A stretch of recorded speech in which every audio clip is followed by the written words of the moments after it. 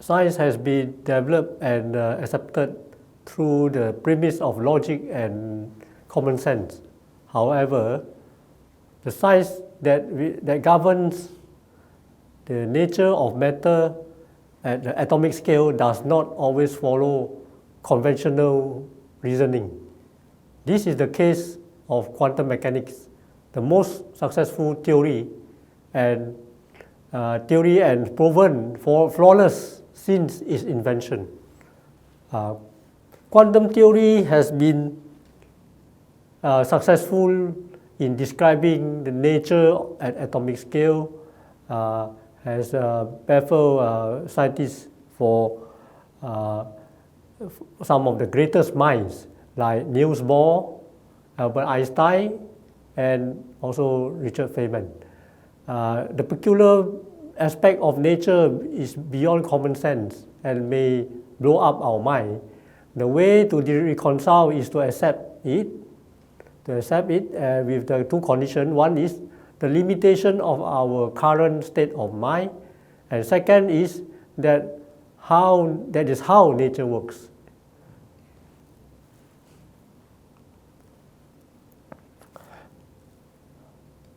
So first, let me give a quick tutorial about quantum theory. The first example shows the probability distribution of an electron in a hydrogen atom with quantum state 110. That means we never know for sure where exactly the electron is. We can only say with probability the electron will be distributed around the cloud. And the second picture shows if we continuously reduce the intensity of light through the famous Young's double slit experiment, we would observe the wave nature and then followed by the wave and the particle nature, and finally we will see the particle nature of light. And each atom, each photon then interfere only with itself. This is what mentioned by Paul Dirac. And the interference occurs due to coherence. That means there are phase relationship between the particles. There is interference if we use, there will be no interference if we use chaotic light. So interference is due to the coherent nature of light. The third part shows the uncertainty relation or the Heisenberg microscope. It is to show that when we measure something, we try to measure the particle, once the position or coordinate is known or determined, the particle is no longer the same state as before. So it will lose its momentum information.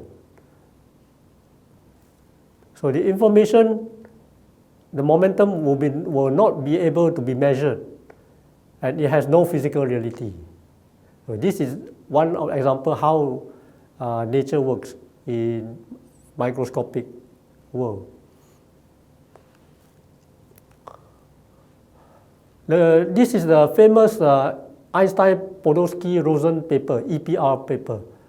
That has triggered a lot of investigation to find if there were any loopholes in quantum mechanics. However, until now, quantum mechanics has been proven to be correct and consistent with experiment data every time. So two quantities of non-commuting operators cannot have simultaneous reality, according to the deduction of this paper. The second deduction is that the wave function does not provide a complete description of the physical reality. And the third one is hidden variable theory is possible.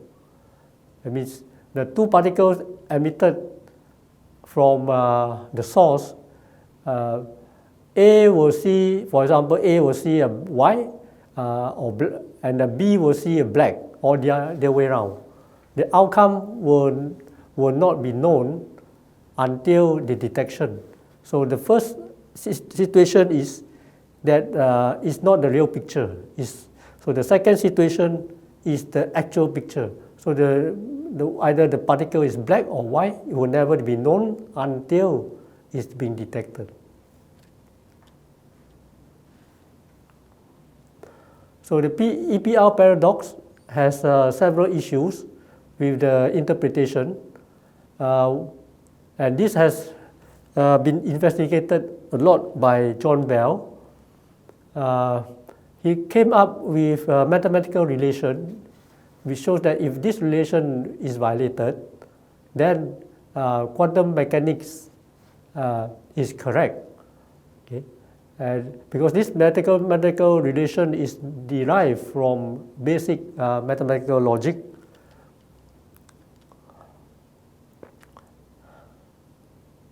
so entanglement is one of the most mind-boggling quantum phenomena that has relevance to the EPR paper. So the quantum entanglement works by instantaneous influence. If the connection, so-called, regardless of space and time, this is called non-locality. And two objects can influence each other instantaneously, regardless of the distance of time. Quantum mechanics is actually complete based on the current experimental evidence, and it does not need hidden variable theory.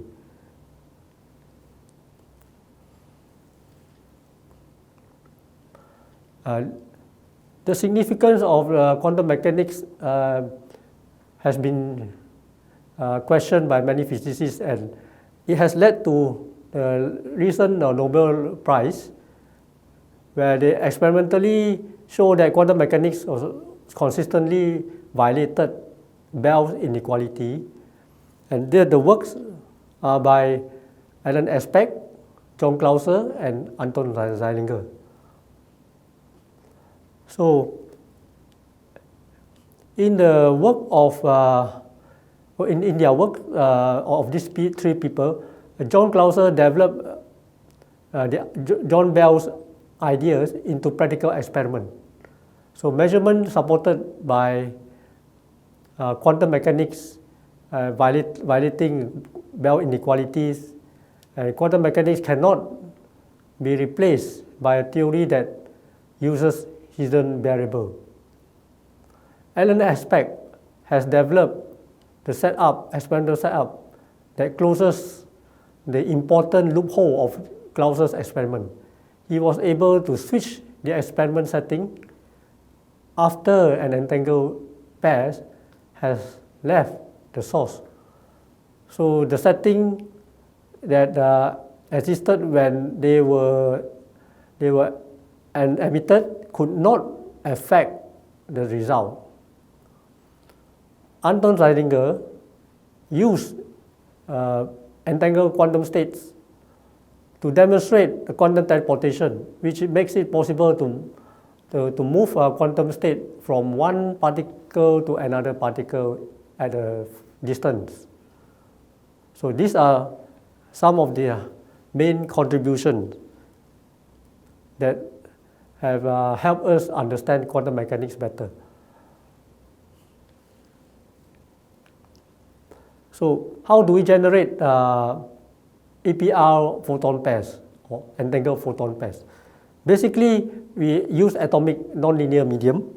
So when you have a two transition, we have the two transition downward, shown by the red arrows, and these two photons, they are entangled. That means the polarization or the energy, they are entangled. So the polarization can be considered as a spin up or a spin down, or it's a horizontal polarized or linear polarized. So the arrow can be considered as a polarization of the photon.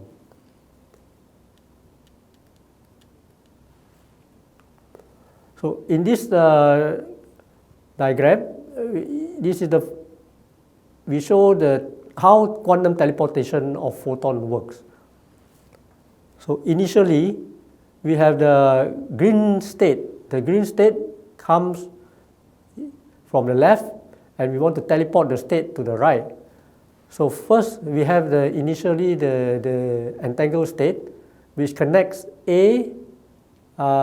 which connects the one photon going to the left and one photon going to the right.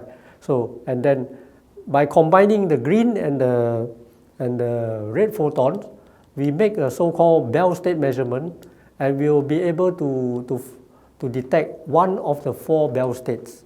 So one of the 4 Bell states is psi plus minus or phi plus minus. So depending on the one of the 4 Bell states, after measurement, Alice on the left will inform Bob on the right by using normal telephone calls to inform what is the result. By knowing the result, then Bob will be able to change his detection device so that the outcome of the state will be exactly the same as the input. So this is how teleportation works. And the teleportation is different from teleportation of material. So it's not, we are not still able to teleport material from one point to another point. We are only teleport the information or quantum information or the quantum state. This is another scheme which shows how quantum state can be connected between 2 far distance. Actually, we double the distance by making making use of 2 entangled particles. So the 2 entangled particles come from the two yellow boxes, and one goes to the left, one goes to the right, and the 2 entangled particles will converge in the middle, where you mix the 2 photons will be combined into the so-called beam splitter, and then we will detect the outcoming photon by the 2 red detectors.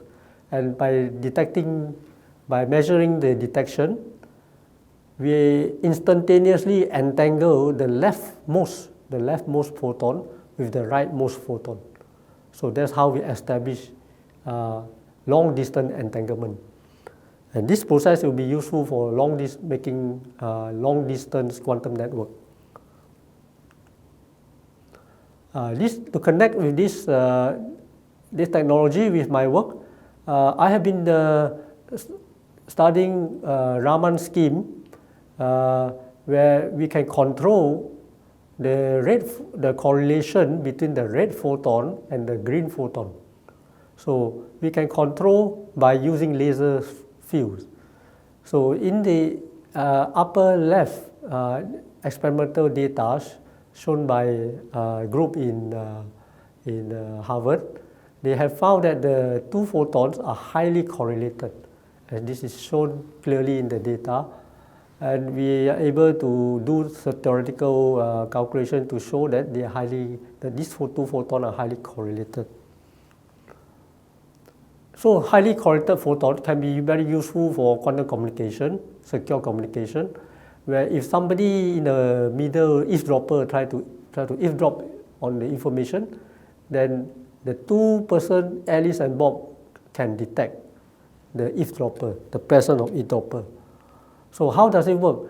There has been several schemes, or so-called quantum key distribution scheme have been introduced. The first one is the BB84, named after Bennett and Brassard in 1984. So it's making use of the quantum keys 0 and 1. Actually, in this case, there is nothing quantum. It just introduced the polarization 0 and 1 by Alice and Bob. And when after a series of exchange of this light polarization, if they finally find that the keys are the same set of keys, they compare, they find that they deduce that the same set of keys, then these keys will be accepted. Okay, so in this case, there's nothing quantum. However, when if tries to intrude into the into the communication, then they will find that they will find discrepancy in their keys when they compare. Okay? So that's how they detect the presence of eavesdropper. That makes the communication secure. There is another scheme that has been introduced by Arthur Eckert in 1991, and this scheme makes use of entanglement. So the entanglement of photons will help them detect the presence of eavesdropper. If eavesdropper tries to intrude into the communication, then the entanglement will be disturbed, and if they do some calculation, then they will find that the Bell inequality will not be violated. That means the system has become a classical system. Okay. And another example of how entanglement can be used in the quantum technology is this so-called Shor algorithm. Is making use of entanglement together with Fourier transform, discrete Fourier transform, to factorize numbers, prime numbers. So this is how the quantum computer become threatening to the security of encryption, existing encryption, because of this algorithm. So this algorithm making use of entanglement. So if quantum computer will become a reality, then it will make use of quantum entanglement, and this technology will be able to decrypt many passwords, existing passwords that we have now. So that is the danger, the worry of quantum computers. Okay, this and recently there has been a lot of development in developing quantum networks, especially by China. Okay, China was the first to launch the quantum satellite. Okay, quantum satellite was launched in 2016. 2016, they launched the first quantum satellite, and then they established thousands of kilometers of quantum communication with Austria, also with Russia and Europe. So this capability has been developed. Now many cities in China, they are connected with quantum technology, secure communication network. Okay. Now we are trying to connect our quantum knowledge with something that is within us, which is our mind. So, do we have a quantum mind?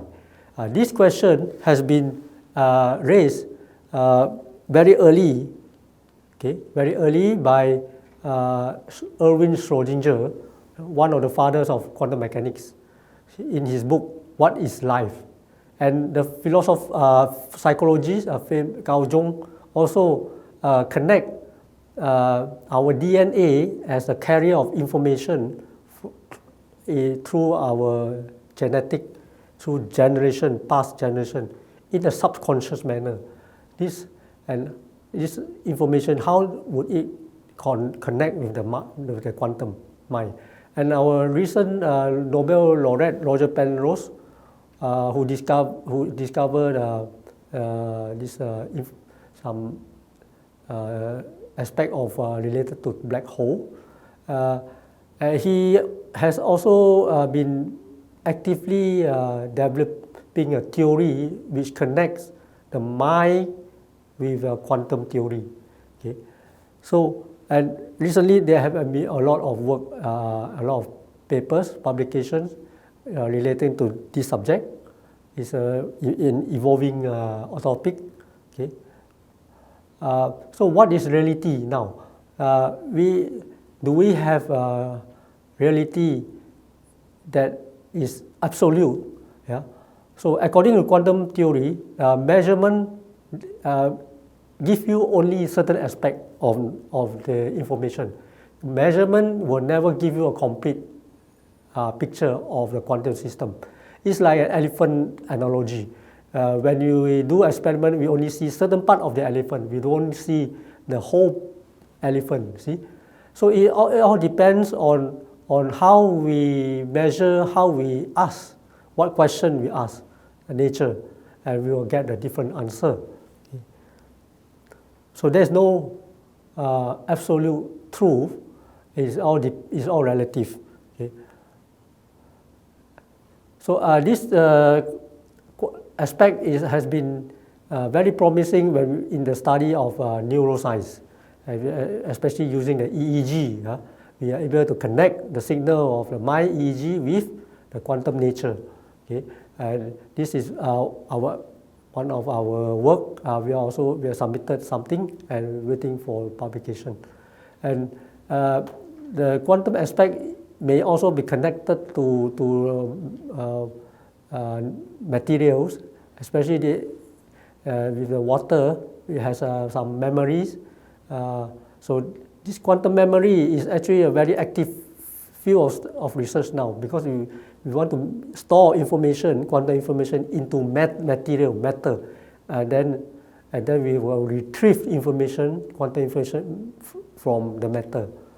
And so reality is what we make out of our mind. So the mind is actually a quantum, and it can entangle with the physical object in space and time. And with entanglement, it is a powerful tool and to help us manage our health also. So this is another field of so-called quantum medicine. Okay. Yeah. Existing quantum technology has actually benefited us a lot, especially in the GPS.